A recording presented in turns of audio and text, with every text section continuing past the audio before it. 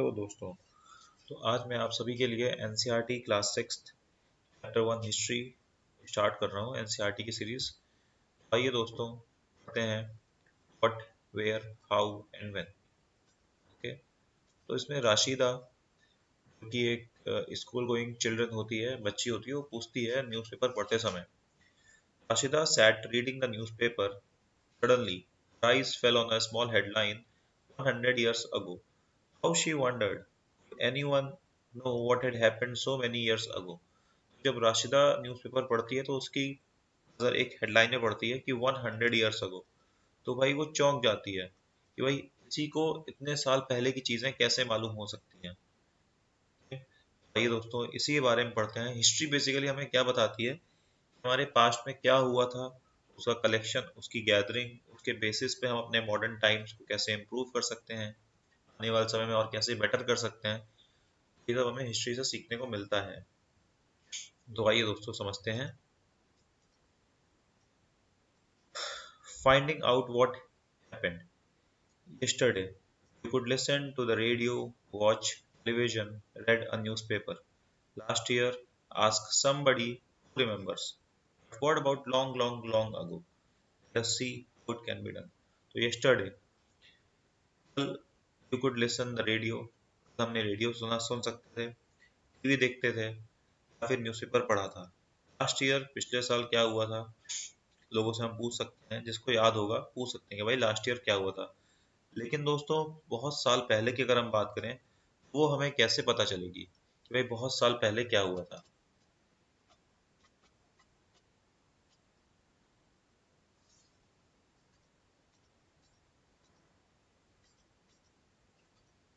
Okay दोस्तों, तो बहुत साल पहले क्या हुआ था। What can we know about the past? There are several things we can find out. What people ate, the kinds of clothes they wore, houses in which they lived. We can find out about the lives of hunters, herders, farmers, rulers, merchants, priests, craftspersons, artisans, musicians, scientists. We can also find out about the games children played, the stories they heard, the plays they saw, the songs they sung. तो basically हम हमारे पास से क्या क्या चीज़ें समझ सकते हैं, जान सकते हैं।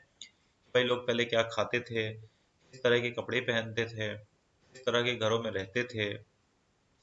हम ये भी जान सकते हैं कि भाई उस समय हंटर्स कैसे हंटिंग करते थे, हर्डर्स कौन थे, हर्डर्स मतलब जो चराते थे जानवरों को, फार्मर्स या किसान कैसे खेती करते थे, रूलर्स कैसे रूल करते थे, मर्चेंट्स कैसे ट्रेडिंग करते थे, व्यापारी, प्रीस्ट कैसे पूजा पाठ करते थे, क्राफ्ट पर्सन कैसे क्राफ्ट वगैरह होता थे, आर्टिस्ट कैसा काम करते थे, इस तरह के म्यूजिशियंस थे, साइंटिस्ट उस समय कैसे थे, इस समय साइंस का डेवलपमेंट कैसा था। हम ये भी समझ सकते हैं, आप इस बारे में भी पता कर सकते हैं कि उस समय बच्चे क्या गेम्स खेलते थे, किस तरह की कहानियां सुनते थे, किस तरह के प्लेस करते थे या देखते थे, किस तरह का गाना गाते थे। इतनी चीजें हम अपने पास से समझ सकते हैं दोस्तों। ओके।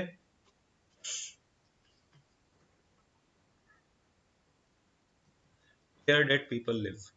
लोग उस समय कहाँ रहते थे, तो आइए दोस्तों देखते हैं। Find the Narmada on map 1 page 2। अभी देखते हैं इसको, नर्मदा को। People have lived long along the banks of this river for several hundred thousand years. लोग नर्मदा के बैंक के पास रहते थे, बैंक मतलब किनारा, बहुत हजारों साल पहले। Some of the earliest people who lived here were skilled gatherers. उस समय जो लोग यहाँ पे रहते थे वो skilled gatherers थे। गैदरर्स मतलब क्या, चीज़ों को कलेक्ट करके यूज करना। फ्रूट्स कलेक्ट कर रहे हैं, स्टोन्स कलेक्ट कर रहे हैं, रूट्स कलेक्ट कर रहे हैं। ठीक है। People who gathered their food. They knew about the vast wealth of plants in the surroundings, forest, and collected roots, fruits, and other forest produce for their food. They also hunted animals. आइए दोस्तों पहले Narmada river को map में देखते हैं, उसके बाद आगे समझने की कोशिश करते हैं।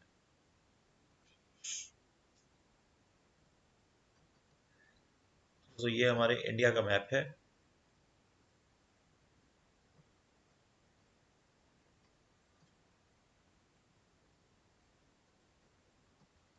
इसमें अगर हम साउथ इंडिया में देखेंगे तो ये हमारी नर्मदा रिवर है, ये हमारी नर्मदा रिवर है।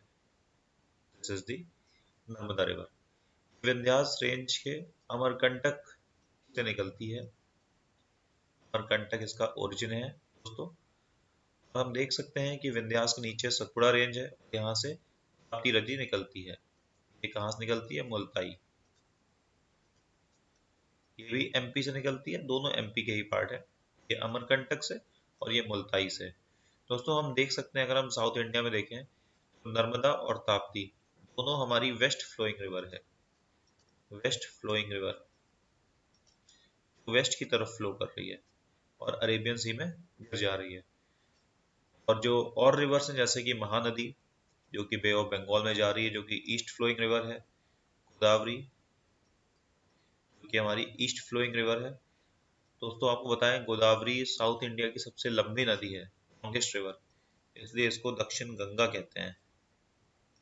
दक्षिण गंगा। गंगा इंडिया की लॉन्गेस्ट रिवर है, ये हमारी रही गंगा। साउथ इंडिया की लॉन्गेस्ट क्या है? गोदावरी। उसको गंगा से ही कंपेयर कर रहे हैं कि भाई साउथ इंडिया में जो सबसे लंबी नदी है दक्षिण गंगा, दैट इज गोदावरी है। दोस्तों यहाँ पे हमारे नर्मदा रिवर की बात की गई है कि नर्मदा रिवर के पास जो लोग रहते थे वो बेसिकली स्किल्ड गैदरर्स होते थे। वो अपना फूड कलेक्ट करते थे, फ्रूट्स कलेक्ट करते थे, फॉरेस्ट प्रोड्यूस, वुड, उनको जो कुछ मिलता था कलेक्ट करते थे, हंटिंग भी करते थे। तो नर्मदा रिवर के पास से ही क्यों? तो दोस्तों जहाँ पे नदी होती है वहाँ की सॉइल बहुत फर्टाइल होती है, वहाँ की मिट्टी बहुत फर्टाइल होती है। फर्टाइल मिट्टी होगी तो भाई फॉरेस्ट मिलेगा, जंगल होगा भाई तो एनिमल्स मिलेंगे, फॉरेस्ट होगा तो भाई फॉरेस्ट से वुड मिलेगा।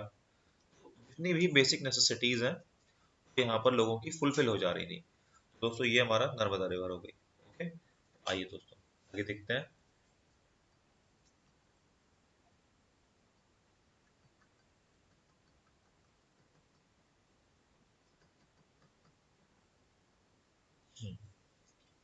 तो यहाँ पे एग्रीकल्चर भी डेवलप हुआ तो दोस्तों, क्योंकि भाई वहाँ पे लैंड काफी फर्टाइल थी।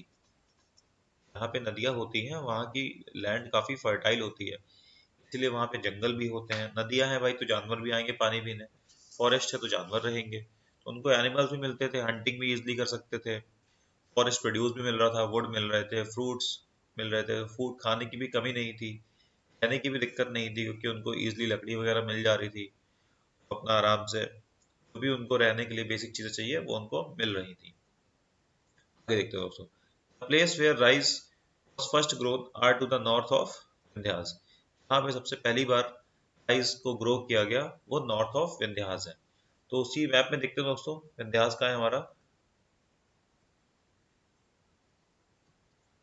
ये देखिए दोस्तों, ये हमारा विंध्यास है। ये देखिए दोस्तों, ये हमारा यहाँ पे नर्मदा के ऊपर ही विंध्यास है। ये हमारी विंध्यास रेंज है। तो जो नर्मदा रिवर है उसके ऊपर दैट इज नॉर्थ में विंध्यास रेंज है, साउथ में सतपुड़ा रेंज है, सतपुड़ा के साउथ में ताप्ती रिवर है। ओके, तो विंध्यास के नॉर्थ में सबसे पहले विंध्यास रेंज के आसपास सबसे पहले चावल को ग्रो करना स्टार्ट किया गया था। ओके, चलिए दोस्तों आगे देखते हैं।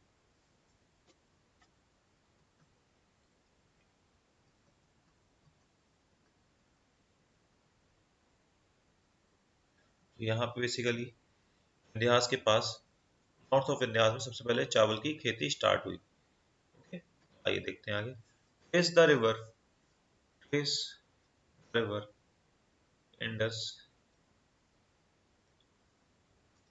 And its tributaries. अभी देखते हैं दोस्तों कहाँ पर है। Tributaries are the smaller rivers that flow into the larger river.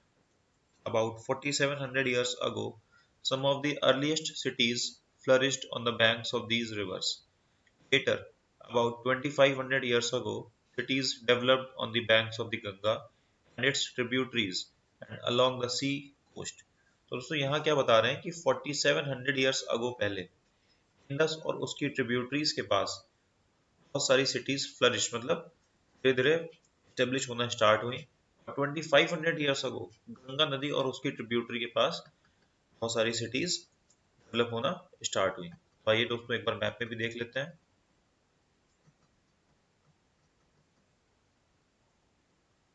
ये देखिए दोस्तों, अब देखिए दोस्तों, ये हमारी इंडस रिवर है, ये हमारी इंडस रिवर है, ये हमारी इंडस रिवर है। इंडस रिवर आती है और इसमें 5 नदियां और मिलती हैं, झेलम, सतलज, रावी, बीस और हिंदी में व्यास कहते हैं, एंड चेनाब, चेनाब भी, चेनाब। ये पांचों नदियां मीठन कोट में मिलती हैं। मीठन कोट जो कि पंजाब के साउथ में है, पाकिस्तान में, पाकिस्तान में भी पंजाब है दोस्तों, उसके साउथ में है। और ये पांचों नदियां जहां मिलती है जिस पॉइंट पे, उस पॉइंट को दोस्तों हम कहते हैं क्या, पंचनद। पंच मतलब 5, नद मतलब जहाँ पे नदियां मिलती हैं। जिस पॉइंट पे पांचों नदियां मिलती हैं उसी को बोलते हैं पंचनद। तो दोस्तों यहाँ पे बता रहे हैं कि 4700 ईयर्स अगो, पहले इंडस और उसकी ट्रिब्यूटरीज के पास बहुत सारी सिटीज फ्लरिश मतलब स्टेब्लिश हुई। 2500 ईयर्स अगो, 2500 साल पहले गंगा नदी और उसकी ट्रिब्यूटरीज के पास बहुत सारी सिटीज डेवलप होना स्टार्ट हुई। दोस्तों ट्रिब्यूटरीज क्या होती हैं? ट्रिब्यूटरीज ऐसी नदियां होती हैं जो, ऐसी नदियां जो मेन फ्लोइंग रिवर में आकर के मिल जाती हैं उसके पाथ में। जैसे फॉर एग्जांपल देखिए दोस्तों,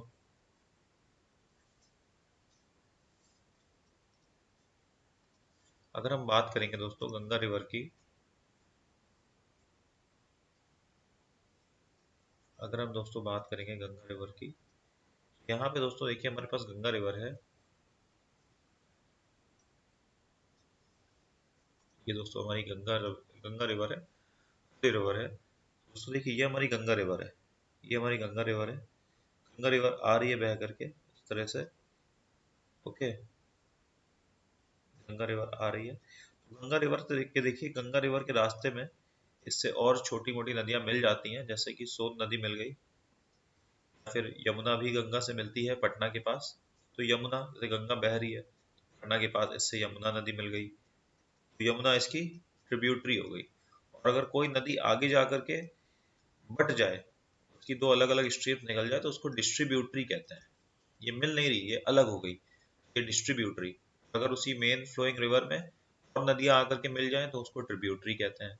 सिमिलरली देखिए यहाँ पर भी इंडस रिवर है, इसके पास 4700 ईयर्स अगो बहुत सारी सिटीज फ्लरिश हुई।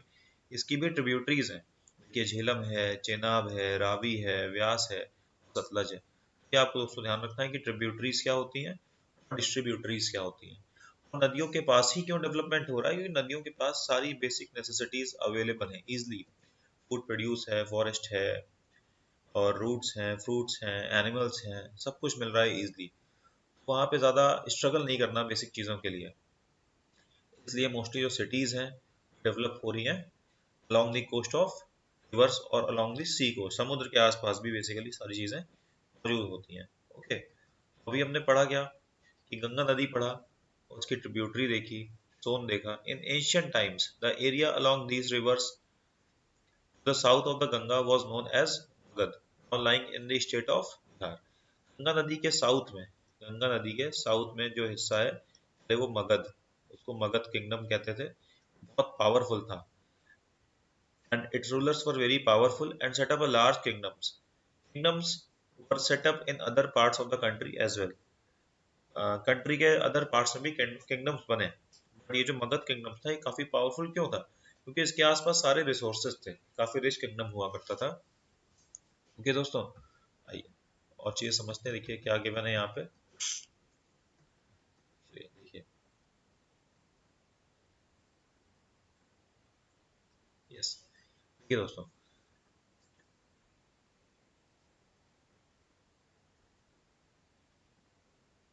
ये यहाँ पे बता रहे हैं कि इंडिया जो है, इंडिया में क्या क्या चीजें प्रेजेंट है इस पूरे सब कॉन्टिनेंट में, साउथ एशिया में। यहाँ पे इंडिया है, पाकिस्तान है, बांग्लादेश है, नेपाल है, भूटान है, श्रीलंका है। ठीक है, और इसकी नेबरिंग कंट्रीज कौन कौन सी है? अफगानिस्तान है, ईरान है, चाइना है, म्यांमार है। ओके, और साउथ एशिया को सब कॉन्टिनेंट कहते हैं, क्यों? क्योंकि इसके चारों तरफ सीज हैं, हिल्स हैं, माउंटेन्स हैं, इसलिए इसको सब कॉन्टिनेंट कहते हैं। दोस्तों कॉन्टिनेंट क्या होता है? कॉन्टिनेंट में हर तरह की चीजें पाई जाती हैं, लगभग सारे लैंड फॉर्म्स पाए जाते हैं, प्लेट्यूज पाए जाते हैं, सी कोस्ट पाए जाते हैं, ओशियन पाए जाते हैं, हिल्स एंड माउंटेन्स पाए जाते हैं, तो वो कॉन्टिनेंट है। काफ़ी लार्ज स्केल में ये सब चीज़ें मिलती हैं। ये जो हमारा साउथ एशिया है या फिर इंडिया की बात कर लें, इंडिया भी एक सब कॉन्टिनेंट का ही पार्ट है। वहाँ पर भी ये सारी चीज़ें हमें मिलती हैं। हमारे पास प्लेट्यू है, डेजर्ट है, सी है, ओशियन है, माउंटेन्स हैं, इसलिए इसको सब कॉन्टिनेंट कहते हैं दोस्तों। ओके दोस्तों, आगे समझते हैं। तो गंगा नदी के साउथ में एक बहुत ही पावरफुल किंगडम था, मगध किंगडम, जो आज की डेट में बिहार है। बिहार के आसपास का पार्ट ही था। उस समय अलग अलग जगह पर भी, भारत के अलग अलग जगह पर भी या कंट्री के अलग अलग पार्ट में भी किंगडम्स डेवलप हो रहे थे। किंगडम्स क्या होते हैं? जहाँ पर नए नए राजा बन रहे थे, वो अपने अकॉर्डिंग रूल चला रहे थे। Okay, through out people traveled from one part of the subcontinent to another. The hills, high mountains, including the Himalayas, deserts, rivers, and seas made journeys dangerous at times, but never impossible. उस समय लोग travel करते थे सब continent के एक part से दूसरे पार्ट में। और उस समय हिल्स, माउंटेन्स, हिमालयाज, डेजर्ट, इन सब से जर्नी थोड़ी मुश्किल तो होती थी, इम्पॉसिबल नहीं। उनको जाना होता था, चले जाते थे। जिनको ट्रैवल करना होता था एक जगह से दूसरी जगह पे, वो कैसे ना कैसे करके ट्रैवल कर लेते थे। इसलिए तो men and women moved in search of livelihood. So, as also to escape from natural disasters like flood, droughts, sometimes men marched in armies, conquering others' lands. Okay, तो जो उस समय मैन और वुमेन होते थे, वो अपनी लाइवलीहुड के सर्च में एक जगह से दूसरी जगह मूव करते थे। पता लगा एक जगह रह रहे हैं, एक जगह रह रहे हैं, सर्वाइव कर रहे हैं, वहां पे सूखा पड़ गया, नदी सूख गई, या किसी तालाब किनारे रह रहे हैं, तो वो ऐसी ऐसी जगह ढूंढते थे जहाँ पे उनको फिर से पानी मिले। या फिर मान लिया जानवर का शिकार कर रहे हैं, अब वहां पे जानवर चले गए, दूसरी जगह पे चले गए, वो उनके पीछे पीछे दूसरी जगह पे चले जाते थे। So man and women moved in search of livelihood. या कहीं पे बाढ़ आ गई, सूखा पड़ गया, तो वो उस जगह से बचने के लिए दूसरी जगह मूव कर जाते थे। समटाइम्स मैन मार्च्ड इन आर्मीज कंकरिंग अदर्स लैंड्स।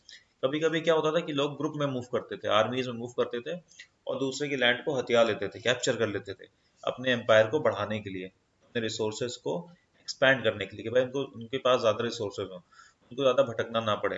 भाई अगर मेरे पास रिसोर्सेज ज़्यादा होंगे, ज़्यादा लैंड होगी, ज़्यादा फॉरेस्ट एरिया होगा, तो मुझे भटकना नहीं पड़ेगा। एक ही जगह पे इजिली हमें सब कुछ, सारी चीज़ें अवेलेबल हो जाएंगी। Okay, besides, merchants traveled with caravans or ships carrying valuable goods from place to place.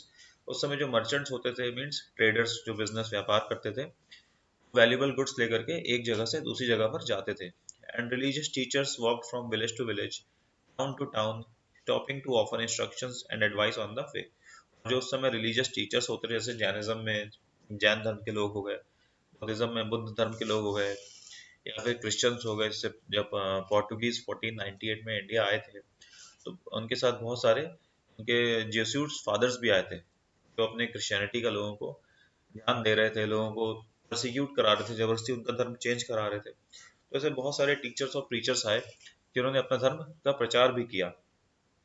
Finally, some people perhaps traveled, driven by the spirit of adventure, wanting to discover new and exciting places. All this led to the sharing of ideas between people. और बहुत से लोग इस तरह से आए कि भाई उनको एडवेंचरस लाइफ जीनी थी, वो चीज़ों को एक्सप्लोर करते थे, उनको अच्छा लगता था एक नई सिटी को या नई जगह को एक्सप्लोर करना, डिस्कवर करना।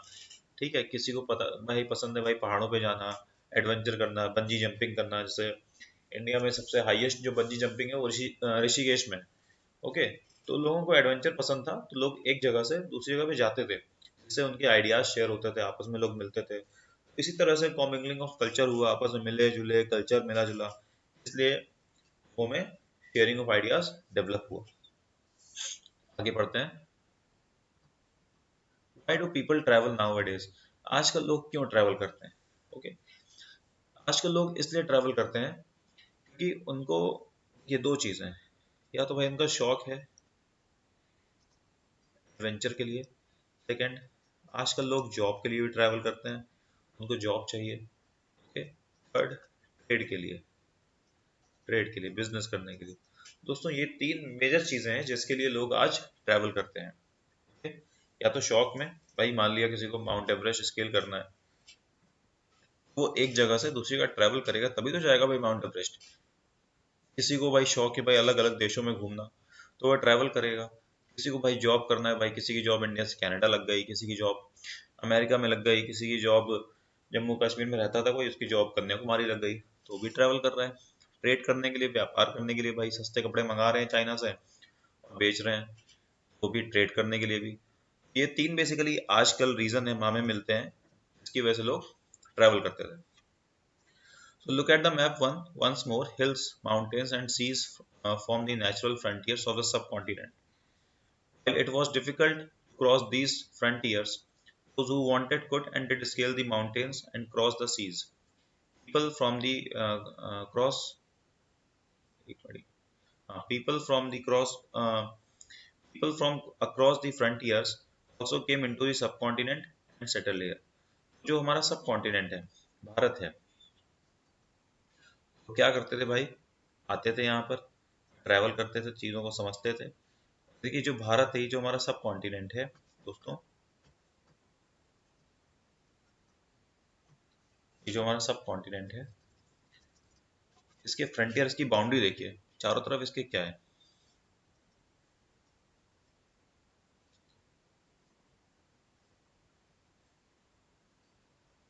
इसके चारों तरफ देखिए दोस्तों क्या है। नॉर्थ में अगर हम देखेंगे इंडिया के, तो इंडिया के नॉर्थ में हमें माउंट एवरेस्ट दिखेगा, माउंटेन्स दिखेंगे दोस्तों।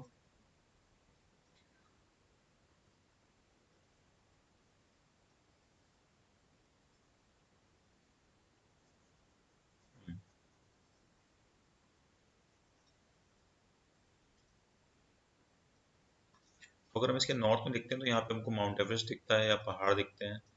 ओके, यहाँ पे देखिए हमें हिमालय दिखेगा, यहाँ पे माउंट एवरेस्ट है, यहाँ पे हमारे पास में माउंटेन रेंजेस है, यहाँ भी पहाड़ मिलेंगे हमें। ओके, और यहाँ पे हमें विंध्यास रेंज मिलेगी, यहाँ पे समुद्र है अरेबियन सी, यहाँ पे बे ऑफ बंगाल।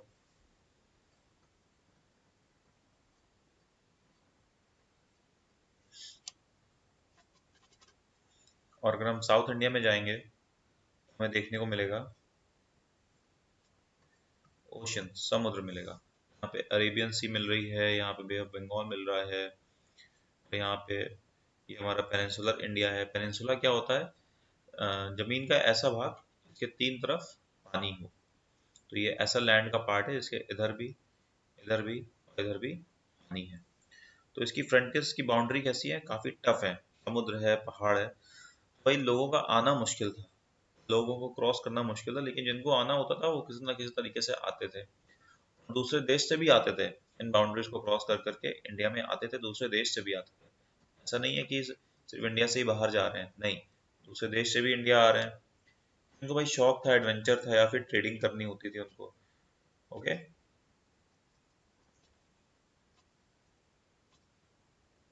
बहुत लोग दूसरे दूसरे कॉन्टिनेंट से आकर के यहाँ पे बसे भी, रहने लगे। ओके,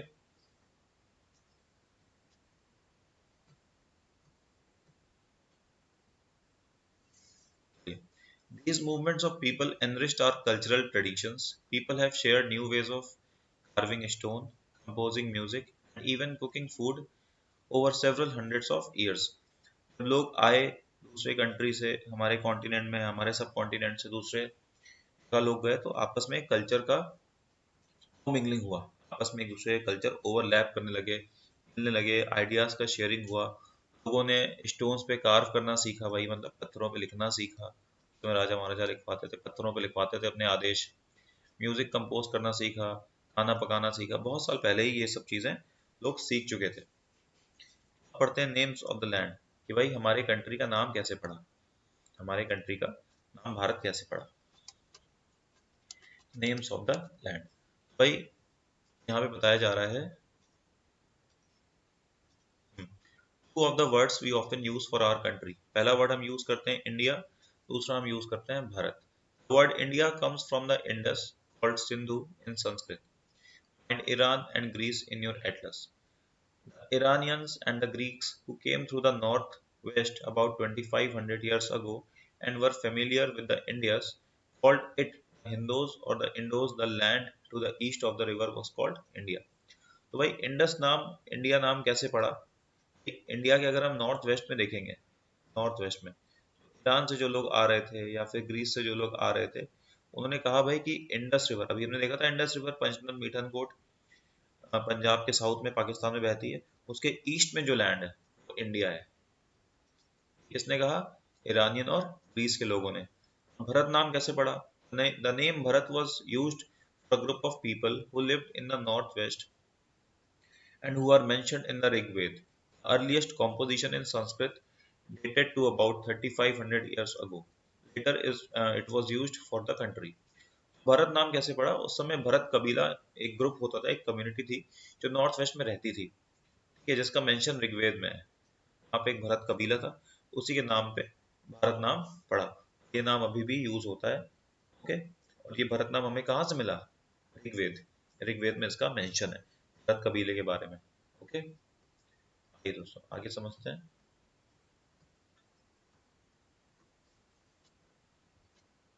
देखिए दोस्तों, finding out about the past, हमें हमारे पास्ट के बारे में कैसे चीजें मालूम चल रही है, हम कैसे जान पा रहे हैं? भाई कहीं पे कुछ लिखी हुई चीजें मिल रही हैं, कहीं पे मैन्युस्क्रिप्ट्स मिल रही हैं, कहीं पे इंस्क्रिप्शन मिल रहा है। ये मैन्युस्क्रिप्ट्स और इंस्क्रिप्शंस क्या होते हैं दोस्तों, आइए देखते हैं। There are several ways of finding out about the past. One is to search for and read books that were written long ago. These are called manuscripts because they were written by hand. This comes from the Latin word manu, meaning hand. These were usually written on palm leaf or on the specially prepared bark of a tree known as the bark, which grows in the Himalayas. अब देखिए दोस्तों, ये क्या है? ये एक बर्क है, एक बर्क, एक बार्क है। बार्क मतलब हो गया पेड़ की छाल, और वो किस ट्री से मिल रहा है हमको? बर्क ट्री। ये बर्क ट्री हमें कहाँ मिलता है? हिमालयाज में। इस पेड़ का जो बार्क होता है, छाल, उसको निकाल पाना इजी होता है। पहले इस पे लोग लिखते थे। ओके, तो इससे हमको पहले हिस्ट्री के बारे में जानकारी मिलती है। ये देखिए हाथ से लिखा हुआ लग रहा है, इसलिए इसको बोलते थे manuscripts. Manuscripts, okay, manuscripts. Okay, जिस मैन्यू वर्ड का मतलब होता है, ये जो मेनू वर्ड है ये लैटिन है, इसका मतलब होता है हैंड, मतलब हाथ से लिखा हुआ। तो देखिए ये बार्क है, बार्क ट्री की, इस पर हाथ से कुछ चीजें लिखी हुई हैं। तो इन्हीं को पढ़ के बेसिकली जानकारी मिलती है। बट इसका ड्रॉबैक क्या था कि इसको over the period of time धीरे धीरे इसको इंसेक्ट्स खा लेते थे या फिर ये खराब हो जाता था, तो इसको प्रिजर्व कर पाना बड़ा मुश्किल था। ओके, इस समस्या से बचने के लिए हमारे पास आए इंस्क्रिप्शंस। इंस्क्रिप्शंस, ये जो हमारे पास में जो भी हमने मैन्युस्क्रिप्ट देखा, ये भी कहाँ कहाँ प्रिजर्व है? ये टेम्पल में मिल सकते हैं हमको, बहुत सारे टेम्पल्स में सर्वाइव कर रहे हैं, म्यूजियम में कहीं के रखे हुए हैं, फिर मोनास्ट्रीज में, मठ जिसको हम मठ कहते हैं, वे संत वगैरह रहते थे, मठ में रखे हुए हैं। Okay, these books deal with all kinds of subjects, religious beliefs and practices, lives of kings, medicine and science। इन सभी किताबों में हमें क्या जानकारी मिलती है? सब्जेक्ट के बारे में, मतलब प्रजा के बारे में। Okay, religious belief, practices, life of king, राजा के लाइफ के बारे में, मेडिसिन, साइंस के बारे में। Besides there were epics, poems, plays. इसके अलावा हमें एपिक्स के बारे में भी जानकारी मिलती है। एपिक्स मतलब ग्रंथ, जैसे रामायण या महाभारत है। बहुत सारी पोएम के बारे में जानकारी मिलती है। Plays, many of these were written in Sanskrit, बहुत सारे प्लेज संस्कृत में लिखे गए हैं, प्राकृत भाषा में लिखे गए हैं। प्राकृत कैसी भाषा थी? वहाँ के जो लोग, उस समय के जो लोकल लोग होते थे, ऑर्डिनरी पीपल, वो ये भाषा यूज करते थे, या फिर तमिल में लिखा गया है। You can also study inscriptions. These are writings on relatively hard surfaces such as stone or metal. Sometimes kings got their orders inscribed so that the people could see it and obey them. There are other kinds of inscriptions. These are the other kinds of inscriptions. एक minute.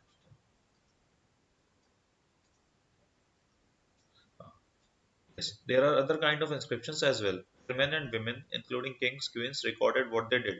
For example, kings often kept records of victories in the battle. देखिए दोस्तों, हमारे पास में other type का भी inscription मिलता है। Okay, inscription क्या है? बेसिकली पत्थर पे लिखे लिखा है, ये पत्थर पे लिखा है। तो राजा महाराजा जो होते थे, अपने आदेश को, अपनी विक्ट्रीज को, क्योंकि उस समय राजा महाराजा ही लड़ाई लड़ते थे, राजा महाराजा के बारे में ज़्यादा जानकारी मिलती है, ऑर्डिनरी लोगों के बारे में ज़्यादा जानकारी नहीं मिलती है। यही इंस्क्रिप्शन है, पत्थर के ऊपर लिखा हुआ है। देखिए दोस्तों, ऊपर अलग लैंग्वेज है, नीचे अलग लैंग्वेज है। तो यहाँ पे इन्होंने क्वेश्चन पूछा है, can you think of the advantages of writing on a hard surface.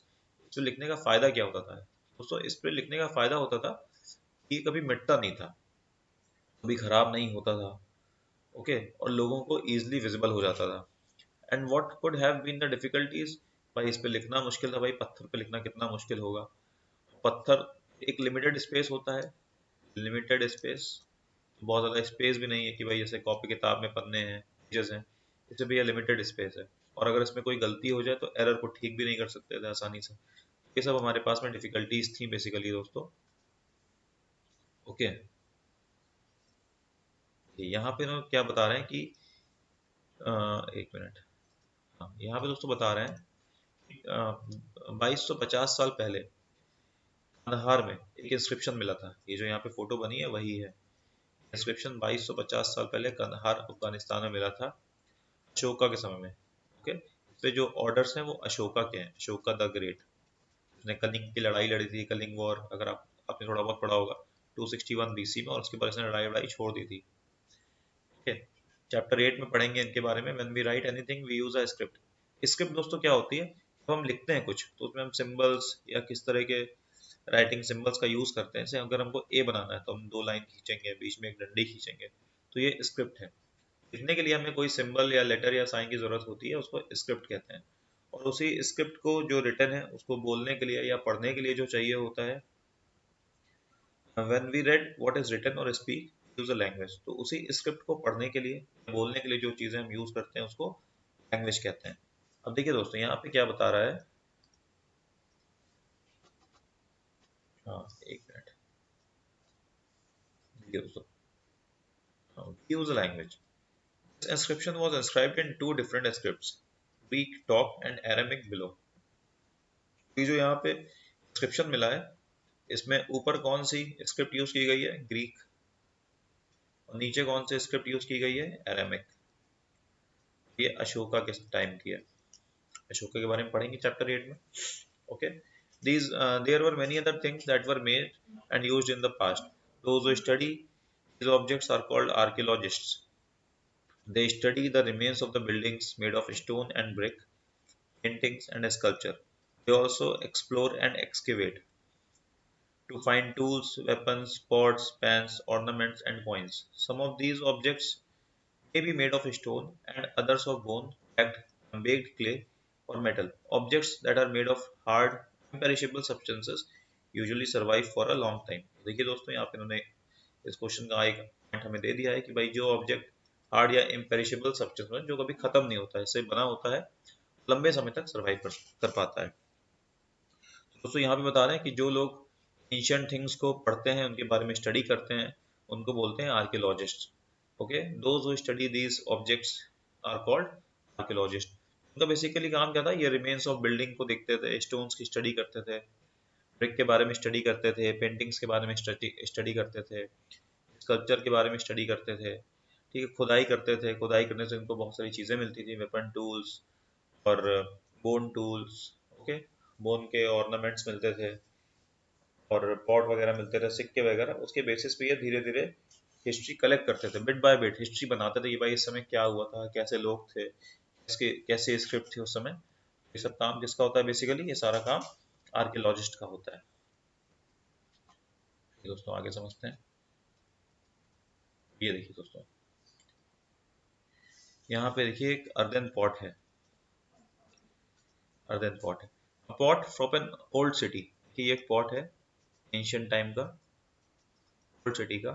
Pots like these were used about 4700 years ago, 4700 years ago. सोचिए उस समय इतना बढ़िया, इतनी अच्छी डिजाइन का पॉट यूज होता था, ओके। और 4700 ईयर्स अगो अभी हमने क्या पढ़ा था दोस्तों, इंडस रिवर और उसकी ट्रिब्यूटरी के पास बहुत सारी सिटीज फ्लरिश होना स्टार्ट हुई थी। राइट में क्या बना हुआ है, old silver coin such as this one were used in about 2500 years ago। ये ओल्ड सिल्वर कॉइन है, जब भी 2500 साल पहले यूज होते थे, ओके। यहाँ पे इन्होंने क्वेश्चन किया है, in what ways is the coin different from the ones we use today. Metal अलग है, पहले अलग धातु से बनता था, अब अलग धातु से बना हुआ है। इस पे कुछ डिजाइन्स बनी हुई हैं। आज के सिक्के पे भाई अमाउंट लिखा रहता है, नीचे आरबीआई गवर्नर के साइन होते हैं। ओके दोस्तों, आगे समझते हैं। बस चैप्टर खत्म होने वाला है, थोड़ी बहुत चीजें बची हैं। ओके चलिए। Archaeologist also look for bones of animals, birds and fish to find out what people ate in the past। जो आर्कियोलॉजिस्ट हैं, जो एंशियंट टाइम्स की स्टडी करते हैं, पुरानी चीज़ों की स्टडी करते हैं, उन्होंने बोन्स देखा कि भाई एनिमल्स की किस तरह की बोन्स हैं, बर्ड्स या फिश है। उसके बेसिस पे इन्होंने पता लगाया कि भाई लोग उस समय क्या खाते थे। प्लांट्स रिमेन सर्वाइव फार मोर रेयरली। भाई क्वेश्चन ये आता है कि उन्होंने एनिमल्स, बर्ड और फिश को ही क्यों लिया, प्लांट्स की स्टडी क्यों नहीं की? भाई प्लांट्स जो होते हैं वो बहुत लंबे समय तक सर्वाइव नहीं कर पाते, मरने के बाद डिकम्पोज हो जाते हैं।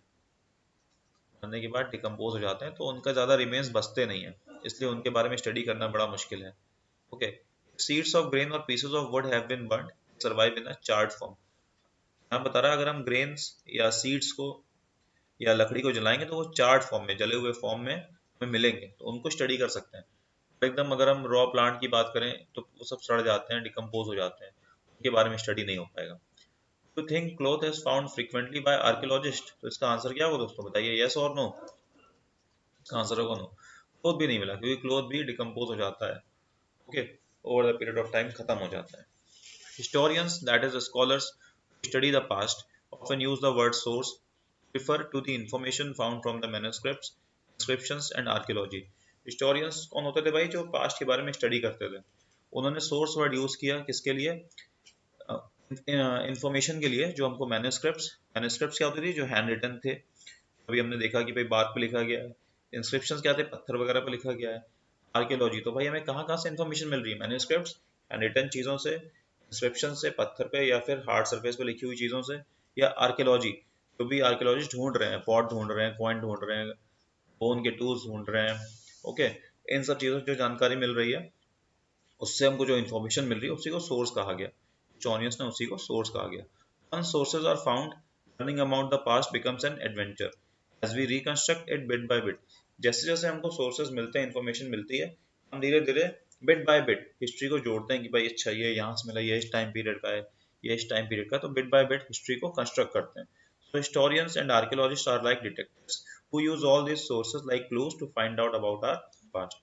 तो जो हिस्टोरियंस और आर्कियोलॉजिस्ट होते थे, एकदम डिटेक्टिव की तरह काम करते थे भाई, कि भाई क्या चीज़ें मिली, क्या चीज़ें नहीं मिली, एक चीज़ों को जोड़ करके, टाइम पीरियड को जोड़ करके आगे बढ़ते थे और हिस्ट्री को पूरी समझने की कोशिश करते थे। तो दोस्तों आगे देखिए, समझते हैं भाई। यहाँ पूछ रहा है वन पास्ट और मैनी, कि भाई एक पास्ट है या many. Do you notice the title of this book? Our past. इस बुक का टाइटल क्या है? Our past. We have used the word past in plural to draw attention to the fact that the past was different for different groups of people।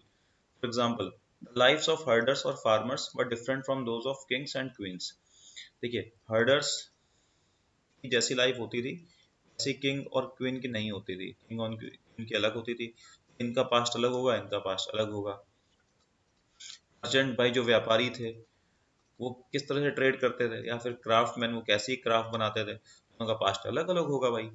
Ordinary people या फिर elite people का past वो भी अलग अलग होगी। इनकी life में बहुत स्ट्रगल होगा, इनकी लाइफ में वॉर्स होंगे, विक्ट्रीज होंगी किंग्स की लाइफ में। Okay, also as is true even today, people follow different practices and customs in different parts. लोग भाई उस समय अलग अलग पार्ट्स में अलग अलग कस्टम, अलग अलग रिचुअल्स को फॉलो करते थे। आज भी भाई फॉलो करते हैं भाई। कहीं किस तरह का फेस्टिवल मना रहा है, साउथ इंडिया में अलग फेस्टिवल बन रहा है, लेकिन तब भी यूनिटी बहुत ज़्यादा है। फॉर एग्जाम्पल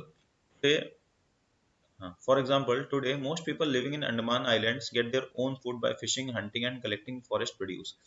आज भी अंडमान आइलैंड में जो लोग हैं अपना फूड कहाँ से लेते हैं? फिशिंग से, हंटिंग से या फिर फॉरेस्ट प्रोड्यूस से। Okay, by contrast, most people living in cities depend on others for supplies of food। Differences such as these existed in the past as well। आज भी भाई बहुत सारे लोग सिटीज में एक दूसरे पे डिपेंडेंट है फूड के लिए। भाई दूध चाहिए तो दूध वाले से आ रहा है। ओके, हम बेसिकली अपनी नीड्स, अलग अलग नीड्स के लिए अलग अलग लोगों पर डिपेंडेंट है। ऐसा ही पहले भी होता था, बार्टर सिस्टम चलता था कि भाई एक सामान दो, दूसरा सामान दो। Besides, there is another kind of difference। We know a great deal about the kings and the battles they fought because they kept records of their victories। Generally, ordinary people such as hunters, fishing folk, gatherers, farmers or herders did not keep records of what they did. While archaeology helps us to find out about their lives, there is much that remains unknown. भाई उस समय king की life के बारे में हमको ज़्यादा मालूम चलता है, क्यों? क्योंकि किंग अपनी विक्ट्री, अपने वॉर्स को रिकॉर्ड करते थे, अपनी पॉलिसीज को रिकॉर्ड करते थे, लेकिन जो ऑर्डिनरी पीपल्स होते थे उनकी लाइफ के बारे में ज़्यादा जानकारी नहीं मिल पाती थी। तो उन्हीं ऑर्डिनरी लोगों की जानकारी हमें कहाँ से मिल रही है? आर्कियोलॉजिस्ट दे रहे हैं भाई, ढूंढ ढूंढ के, एज अ डिटेक्टिव एक एक चीज़ ढूंढ रहे हैं भाई, उनकी लाइफ के बारे में जानने की कोशिश कर रहे हैं, क्या खाते थे, क्या पहनते थे, कैसे टूल्स यूज़ करते थे।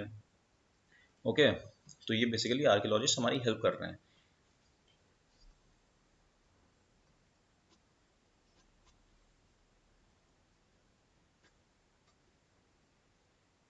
आगे, व्हाट डू डेट्स मीन? कि यहाँ पे डेट्स का मतलब समझा रहे हैं कि भाई हिस्ट्री में हमें डेट्स कैसे पढ़नी है। तो ये हिस्ट्री में दो तरह डेट पढ़नी है, एडी और बीसी। एडी का मतलब होता है दोस्तों एनो डोमिनी, एनो डोमिनी। बीसी का मतलब होता है बिफोर क्राइस्ट। तो सपोज जीसस क्राइस्ट की बात कर रहे हैं यहाँ पे, हिस्ट्री में जो भी डेट्स चलती हैं वो जीसस क्राइस्ट के बर्थ के अकॉर्डिंग चलती हैं।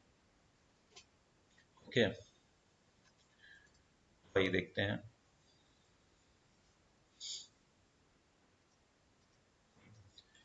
देखिए, एडी का मतलब होता है anno domini, meaning in the year of lord. Jesus Christ के बर्थ के बाद का जो समय है वो एडी में आता है। जैसे एडी 2012, उसको एडी 2012 का मतलब है कि जीसस क्राइस्ट के बर्थ के 2012 साल बाद। बीसी मतलब बिफोर क्राइस्ट, कि भाई उनके बर्थ के पहले की बात कर रहा है। अगर लिखा है 100 बीसी, मतलब उनके बर्थ के 100 साल पहले की बात कर रहा है।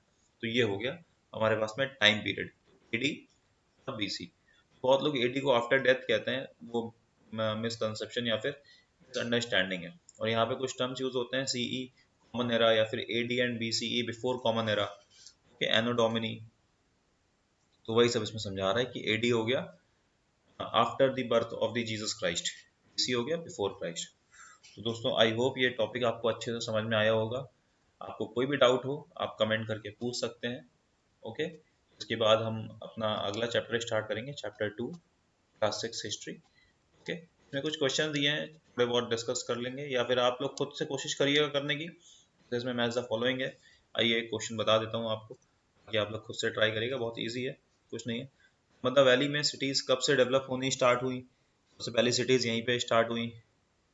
Okay, Magadh first big kingdom, Ganga के साउथ में। Okay, Indus and its tributaries, यहाँ पे क्या स्टार्ट हुआ? गंगा वैली में क्या स्टार्ट हुआ? ओके, इंडस में सिटीज डेवलप हुई, गंगा वैली में क्या स्टार्ट हुआ? ओके, तो ये सब चीज़ें आप क्वेश्चंस अपने लगा लीजिएगा दोस्तों। यहाँ पूछ रहा है मैन्युस्क्रिप्ट्स और इंस्क्रिप्शन में वन मेजर डिफरेंस बताइए। ये हैंड रिटन होते थे on bark of birch tree. Inscriptions क्या होते थे? ये हार्ड इम्पेरिशेबल सरफेस पे लिखे जाते थे। ओके, ये लंबे समय तक सरवाइव कर सकते थे और ये लंबे समय तक सरवाइव नहीं करते थे। आई होप दोस्तों आपको चैप्टर क्लियर हुआ होगा। क्वेश्चन आप लगाइएगा, कहीं भी कोई डाउट हो तो आप पूछिएगा कमेंट करके। थैंक यू दोस्तों।